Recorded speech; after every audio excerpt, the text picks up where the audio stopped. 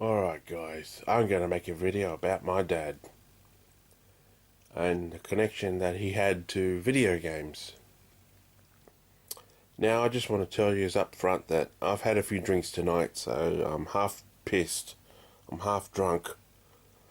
Maybe that's a good thing, maybe I won't stutter and fumble my words as much. But I wanted to make this video regardless while I'm on my holidays, as it's something that's very personal to me. Maybe Stu and Ollie, maybe you guys want to pay attention to this, as it's Master System related more than it is Mega Drive. Might be up your alley. You might want to tune in and watch this. If you've watched this or you're watching this, I take my hat off to thee. This video is about my dad. I just want to, I don't know, I've had a few drinks and I wanted to make a video about my dad. And I want to see how I go making a video being half pissed. Let's see how I go. Okay, so that picture you can see is my dad. That's when he was about 25 years old and he worked for City Rail. He was a guard on the trains, and looks like a bad dude you don't want to mess with, doesn't he? Okay, and then you see all these Master System games on the TV tray. So what's all this about? Okay, well, I want to talk about my dad. Now, my dad is deceased. He's died. Unfortunately, he died at the beginning of, the end of 2024. He died, was it 21st of December, 21st of December 2024. He passed away. What did he die of? You know, I still don't know exactly. He had a crook liver. He was getting a big stomach every couple of days, and he had to get it drained at the hospital. So I think it's fair to say he had a crook liver. His liver wasn't good because he was a heavy drinker. He used to go through 3 bottles of wine every day. He also had cancer. He had pancreatic cancer. So I think he was losing weight. So before he died, he was losing a lot of weight. So I think the cancer and the bad liver were working together to shut him down. That's what I think was happening. Okay. Well, with all the grim parts out of the way, we'll get to what the topic is actually about. And it's about, I just wanted to talk about when I first got into gaming. And when we went to rent all these Master System games to try out first, so we knew what was a good game and what wasn't a good game. So I will just point out straight away that Sonic the Hedgehog 1 on the Sega Master System was Dad's favourite Sonic game.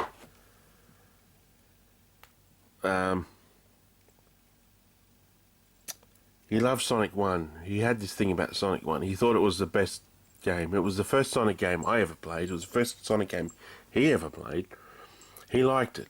He loved the fact that at the end of the game it tallies up all your lives and all your points. It would give you a big score at the end. He was the first one to note that, because he said the Mega Drive ones didn't do that. Well, later when I got a Mega Drive, he noticed that the Mega Drive ones didn't do that. He said only Master System Sonic 1 did that, and he thought that was a really good thing. He also loved the fact that you could keep your shield throughout the entire game. It's the only Sonic game I think that you can do that. You can't do that on the Mega Drive Sonic 1, Sonic 2, Sonic 3 Knuckles. As soon as you finish the act, your shield disappears, doesn't it? Doesn't matter whether it's a fire shield, lightning shield, or a water shield, or a normal shield. It just disappears as soon as the act clear jingle starts. But on the Master System, you could carry it over to the next level. And he loved that. He loved everything about the Master System version. He loved the jungle zone. He loved the bridge zone. The bridge zone was his favourite. Because he played a lot of... He was into video games a lot in the beginning, but towards the end of his life, he just wasn't interested. I guess it happens in life. I mean, we do change as we get older. Yeah, see, I got into video games quite late. You might not know this, but 1992 was the year when video games came into my life. Before that, I didn't know anything about Mega Drive Genesis or Super Nintendo or Nintendo Entertainment System or an Atari 2600 or whatever the fuck was out back then. I didn't know anything about it. I just used to pass the time by colouring in pictures or listening to music. I had a record player, and Dad would give me all his, 33 long playing records when he bought them on CD, and he'd give them to me, and I'd listen to music. I was a big AC/DC fan. I had all the AC/DC records that Dad gave me, and But then 1992 happened, and I remember my dad came to the door, at the back door. I was on the swing in the afternoon. It was the afternoon. I don't remember what month it was or what day it was, but I was on the swings, just swinging backwards and forwards. Like the swings you find at the park. We had one in our backyard, and Dad came to the wire mesh. The back door.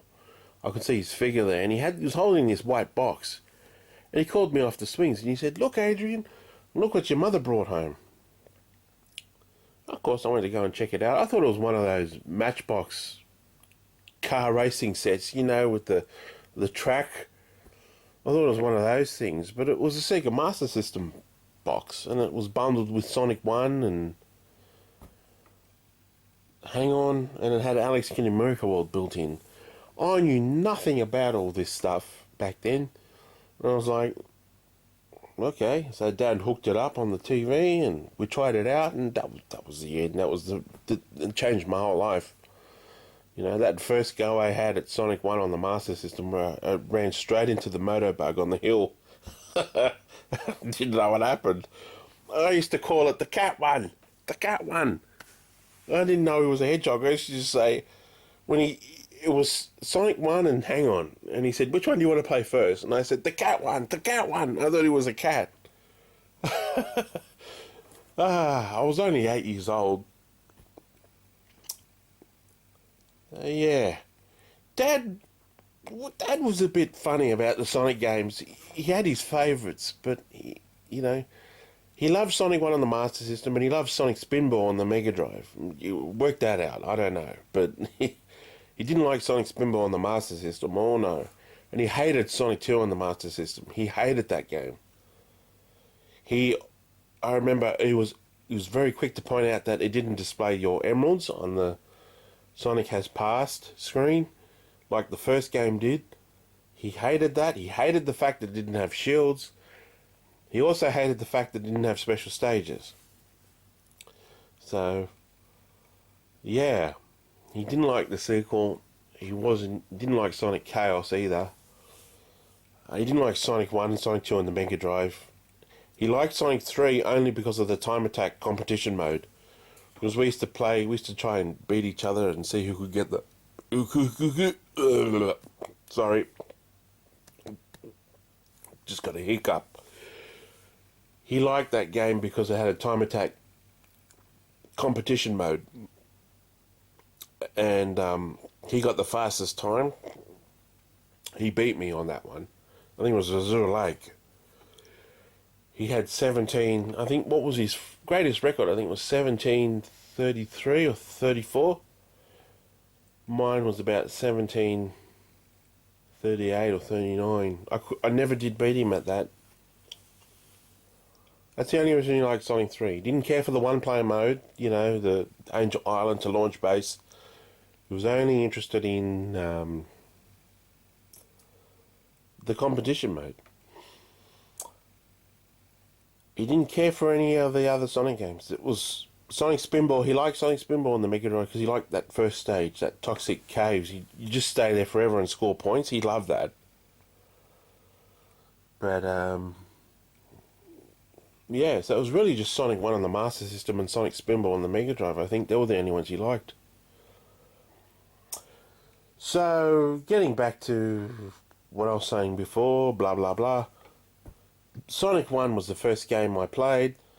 I had a Master System 2, Model 2, bundled with Sonic 1, Hang On, and it had Alex Kidd Miracle built in. So that were the first 3 games I had. And I think the 4th game I had was... See, my mother used to work in a Tandy electronics warehouse. So this is the other part of the story. So she worked at a Tandy electronics warehouse in the 90s. She worked there from 1988 to 2001.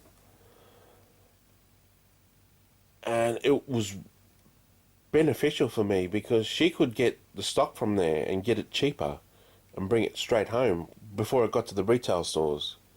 So she, throughout, my time with the Master System, she brought home lots of Master System games. And she always got them from a warehouse. And it was great because sometimes she got a little discount. And I think the 4th game I got for the Master System was a game called Dragon Crystal. It was a role-playing game, adventure role-playing game. Had that purple thing in the corner. And when she brought it home, me and Dad, we tried it on the Master System, and we didn't like it. Something didn't work. We didn't gel with it, and Dad got really cranky. And I think he made the decision that we were going to...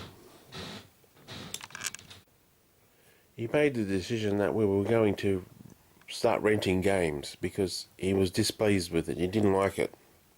At that point, we were only used to action platformers like Sonic and Alex Kidd, and we didn't really know much else. He got cranky with it, and he said, right, from now on, we're going to rent. We're going to start hiring video games at our local video store and to see whether they're good or not, whether they're worth buying. And that's what we did. And I guess that's why I've got all these here on the table. These were all the games that we rented. This was before I had a Mega Drive. I'll just take Dad's picture down now. You've seen what it looks like.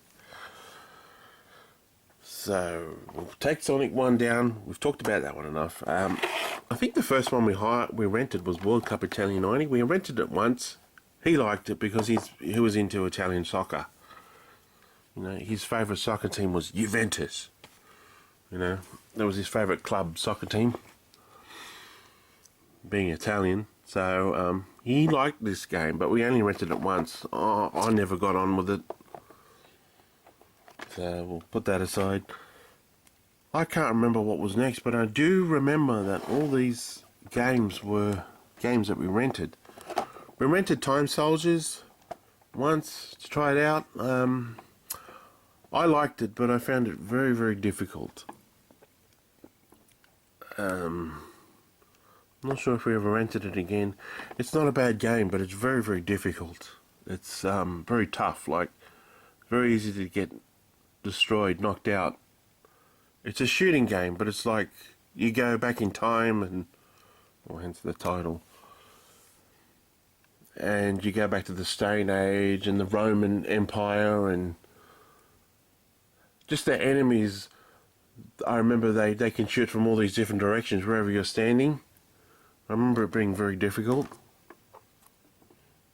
I don't know if we rented it again.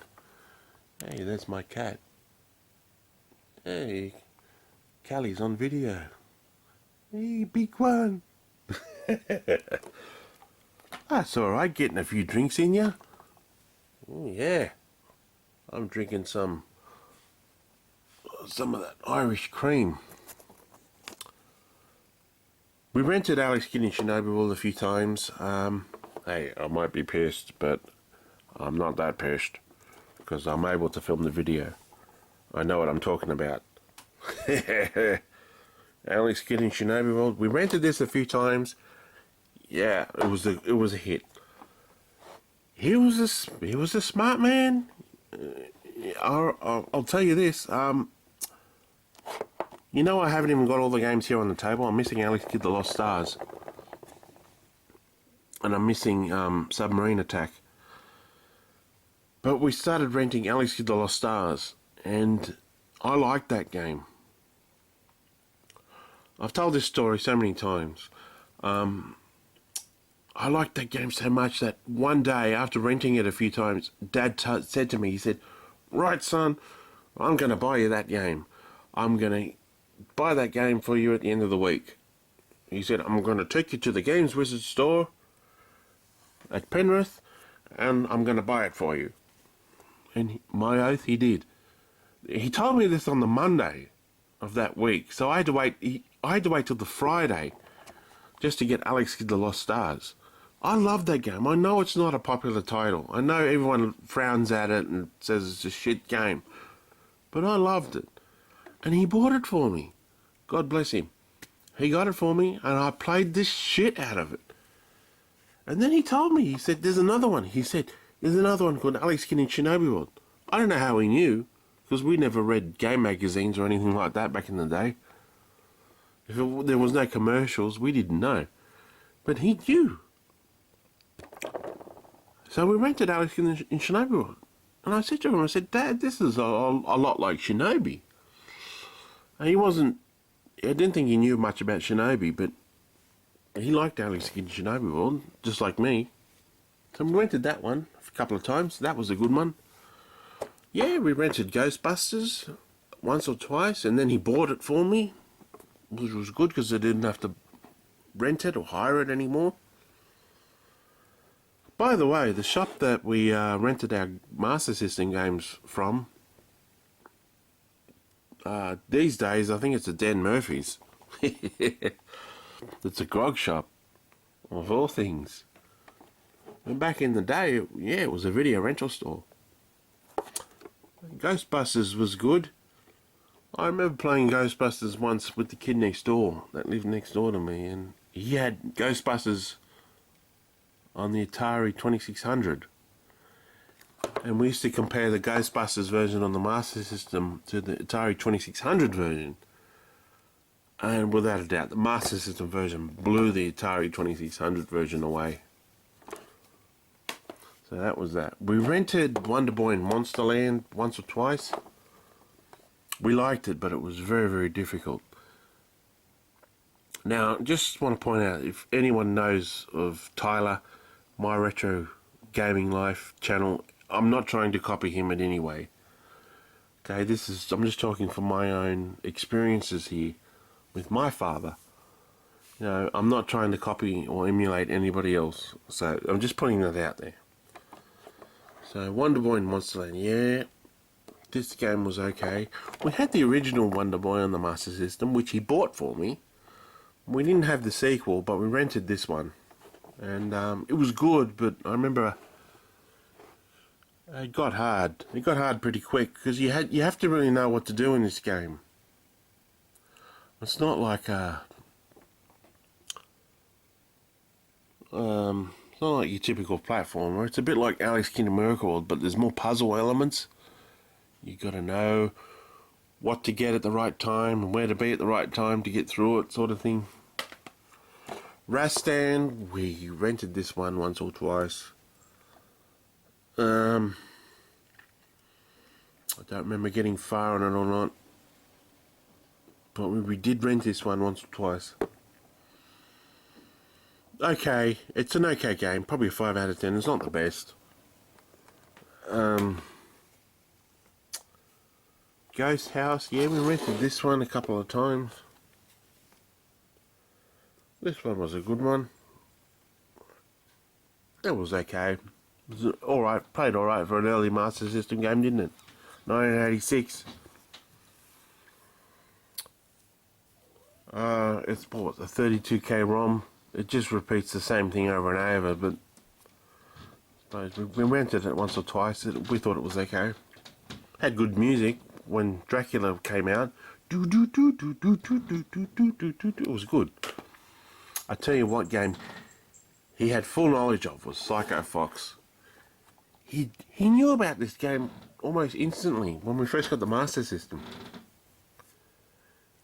He was trying to get this game for such a long time, God bless him. And I'll tell you what, guys, I never did get this game. Throughout my childhood, my time with the Master System, from the time I was 8 years old to 10, 11 years old, I sadly never got Psycho Fox. We could only rent it. We rented this one probably the most, more than any other title on the Master System. I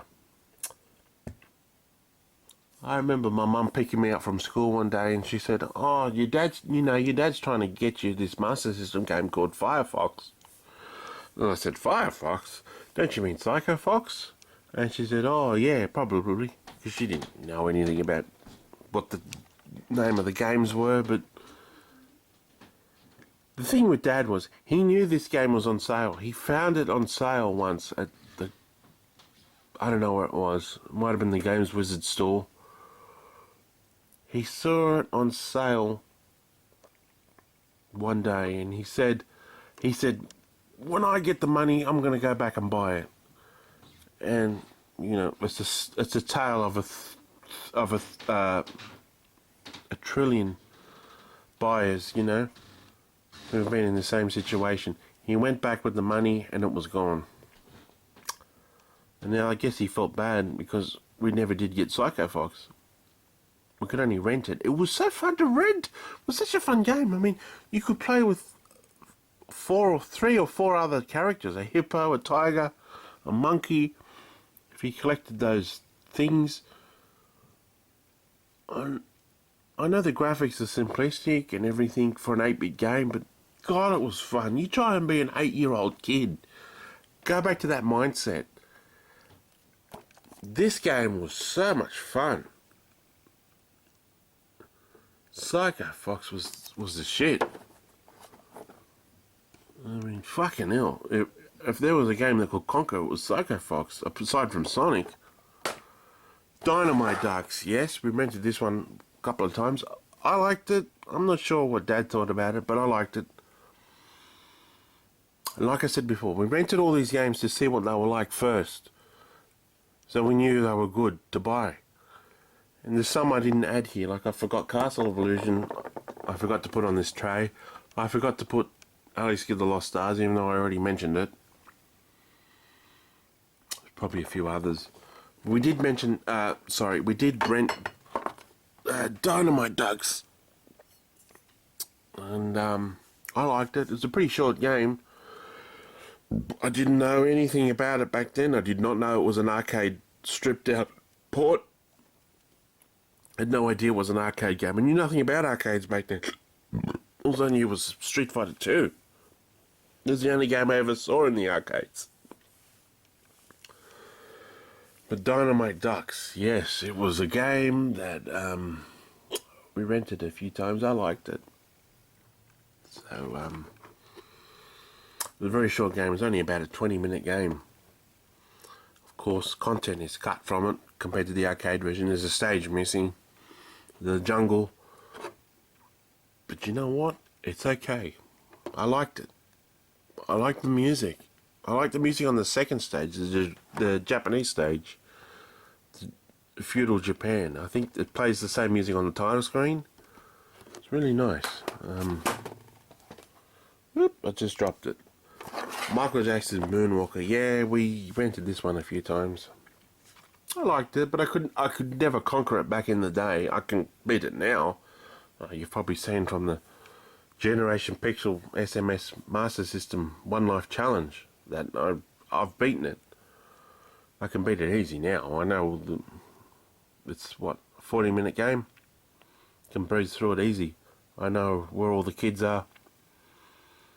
But back then, I used to always get stuck on the cavern stage, the one with that played the Billie Jean song. Because for the simple fact that I didn't know that some of the rooms you had to press up when it had the spider icon. Yeah, some caves they didn't have an open, doorway sort of thing. They just had like an image of a spider, and I did not know that you had to press up to open the cavern to look inside. That was the only reason I couldn't complete it, because I couldn't find all the kids. But it was a decent port. It was really good. Yeah. It was a very good game. Laser Ghost. This game is very strange. I will point out that we did rent this one a few times, and Dad eventually bought this one for me. I eventually got to own this one. I think it was in 1993. Might have been late 1992. We rented it a few times. We used to get stuck on the chapter 5. The City of Terror. We could never get past the cars that come to life. I remember once I was playing this game, and without realising it, my mother rented Poltergeist 1 and Poltergeist 2 at the same time, and Poltergeist 3 from the same rental shop that we used to rent Laser Ghost from. And I remember she was on the phone one evening, and I remember she had the 3 VHS covers laid out on the coffee table, and I just finished playing Laser Ghost, the board version that I got here from Dad. And I said, I don't know what I said, but Mum was on the phone. But I remember thinking to myself, I said, fuck, the girl in the game looks just like the girl in the movie. I said, there's so many similarities between Laser Ghost and Poltergeist 3. It's not funny. Poltergeist 3 has a scene where there's these giant hands that come to life, and they try and grab the girl, Carol Ann. And then there's another scene where the aunt and uncle in the film are trying to make sense of what was going on, and the cars were coming to life. And it was just like the scene in the game. I couldn't help but put the similarities together. I felt like it was the same bloody thing, but it was different title. Instead of Laser Ghost, it was Poltergeist 3. So they are very similar. The game Laser Ghost is very similar to the film Poltergeist 3, but they are different. Just so you know. I've got a record of pointing this out on YouTube, but they are different. But Laser Ghost, maybe it was based off of, or whatever, of Poltergeist 3. They got influences from that film. But yeah, Catherine here is very much like Carol Ann. Yeah. Rampage. We rented this one a few times. We liked it. We used to play it together, me and Dad. We used to try and eat each other. You know, when your health was running low at the end. It's a game that's got, 50 rounds? Yeah. No shit. And we used to play this together. It was fun. Yeah. I guess that's about it, guys. This is the last one on the table. I forgot to add Castle of Illusion. We rented Castle of Illusion a few times, and then Dad saw it on sale at Kmart, and he bought it for me. You mean, we laugh at how simplistic these games are today compared to, the PS5, the Switch 2, and all this other shit that's out now. But back then, you imagine trying to be an 8-year-old kid. There was no tablets, there was no iPads, there was none of this shit that we have today. All we had was video games to pass the time, or listen to music. You watch cartoons like Captain Planet or whatever the fuck was on TV. You colour in pictures. That's all there was to pass the time. When you came home from school, there was none of this.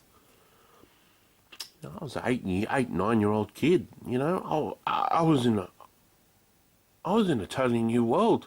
Once I started experiencing all these video games, I never played music again. You know, my AC/DC records and Black Sabbath records and whatever LP Dad gave me when he bought the CD of it, because he was into CDs at the time. You know, it just got dust. I still love my music today. I still love all my heavy metal and hard rock bands, but I love my video games too.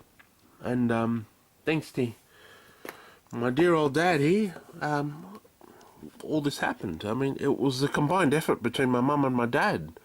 My mum just happened to bring home the Sega Master System by chance. I didn't even think she knew what it was. She brought it home from her warehouse where she was working, and it was bundled with Sonic 1, Sonic 2. This was back in 1992, and that's quite late for the Sega Master System. This is 8-bit I'm talking about, not 16-bit. And while this was going on, I saw all these commercials on TV about, you know, Sonic 1, Sonic 2 on the Mega Drive. They kept showing ads. Oh, you had to get a Mega Drive. You had to get Street Fighter 2 Special Champion Edition. And within a year later, we upgraded to the Mega Drive. You know, it was Dad's call. Dad was the breadwinner. He was the one who had all the money back then. After the Mega Drive, we got to the 5th generation. We sort of stalled a bit. We stayed on the Mega Drive till about 1997, 1998. I got sick one day in the hospital. I think it was in 1998. I was 14. I had this bad stomach bug. and I was in hospital, and I remember they wheeled in these Nintendo 64s. They had like Wave Race and Diddy Kong Racing. Dad was just blown away by those graphics. He wanted to get a Nintendo 64 on the spot. And that's what we did. I'll show you here. I'm not bullshitting. This draw's broken. My earth, I'll pull it out. There you go. There's a Nintendo 64. See? I'm not bullshitting. I got Nintendo 64 games. Look up there. Look. That was all thanks to him. I never talk about it. I never boast that I played Nintendo 64, but we had it. Thanks to him. Once he saw those graphics, he was like, oh man, I'm getting it. So we did. What happened after that? I think after that, moving forward to about 2001, 2002, Dad decided to get an original Xbox. He wanted to upgrade to the original Xbox. See, he didn't like the CD-ROM in the 90s. He wasn't trusting of CD-ROM. He thought that once the CD got a scratch, that would be the end of it. That's why we jumped from Sega to Nintendo. He didn't want to get a Saturn. He wanted to get a Nintendo 64 because it was on the cartridge format. He wanted to stay with cartridges. Even though Nintendo 64 was not as popular as the Saturn or the PlayStation, that was the reason why I got a Nintendo 64. And then in the early 2000s, he decided he wanted to get an Xbox original console. We sort of went our separate ways then, because I was working, I had my first job. I didn't have to rely on pocket money anymore. I got a Nintendo GameCube, and I got a Dreamcast. As soon as the Dreamcast came off the market, I got it second hand. And I got Sonic Adventure, Sonic Adventure 2. I wanted to see what those games were like. I wanted to go back and see what I missed. Yeah, so and the last video game console I ever bought, I'll prove it to you here. I'm going to pull out it's another fucking broken drawer I got to fix. Look, Xbox 360 was the last video game console I ever bought. Brand new. I bought this brand new.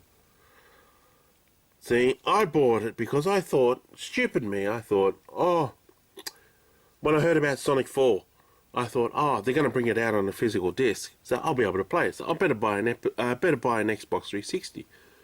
After I bought the Xbox 360, I found out that the fucking game was only a digital download release. Digital game. And I thought, fuck, I bought it for nothing. So that's how that came about. Sonic the Hedgehog. Fucking, it was all about Sonic the Hedgehog.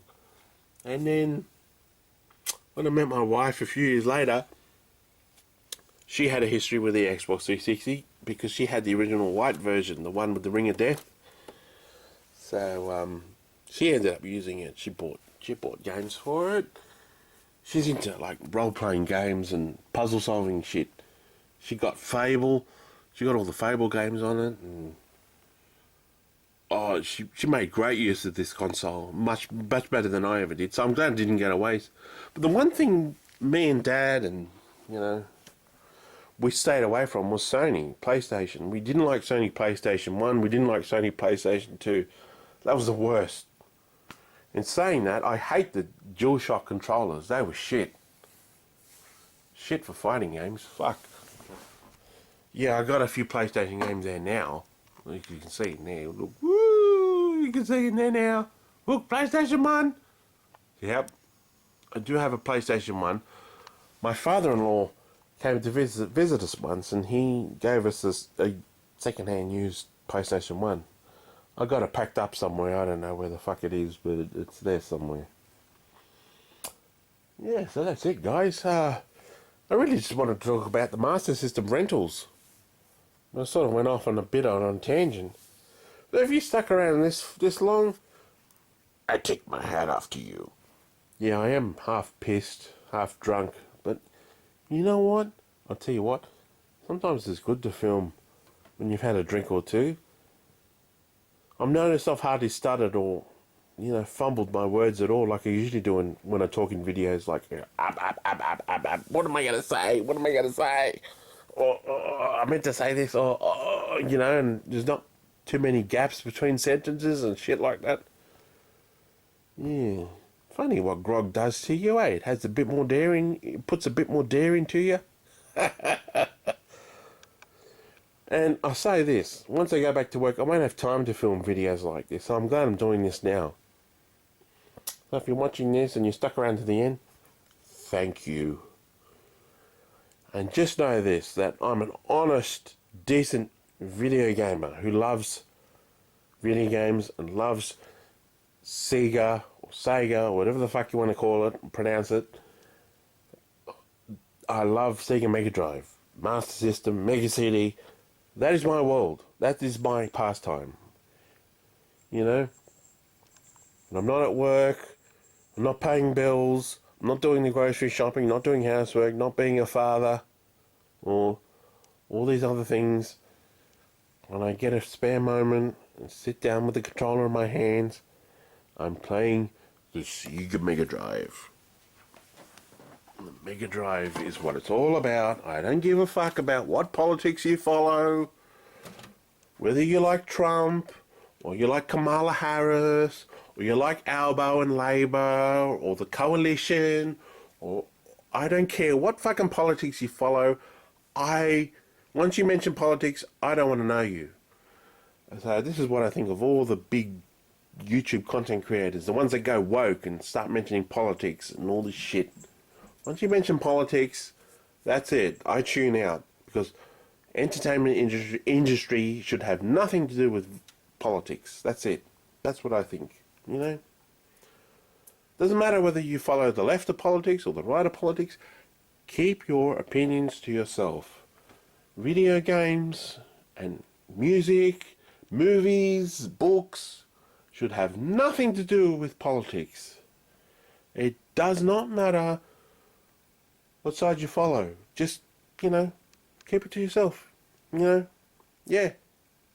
Review Tech USA, yeah. Fucking listen. Stop with your Trump bashing and all this shit. No one gives a fuck. That's it. Yeah. Alright, guys. I'm alright. Adrian's alright. So, that's it. Yeah. Just politics and video games don't mix. That's it. There's my cat again. Her name's Callie. Yeah, big one. I call her Big One because she's a big cat. So that's it. I hope you're enjoying the video. I'll catch you later. Bye now.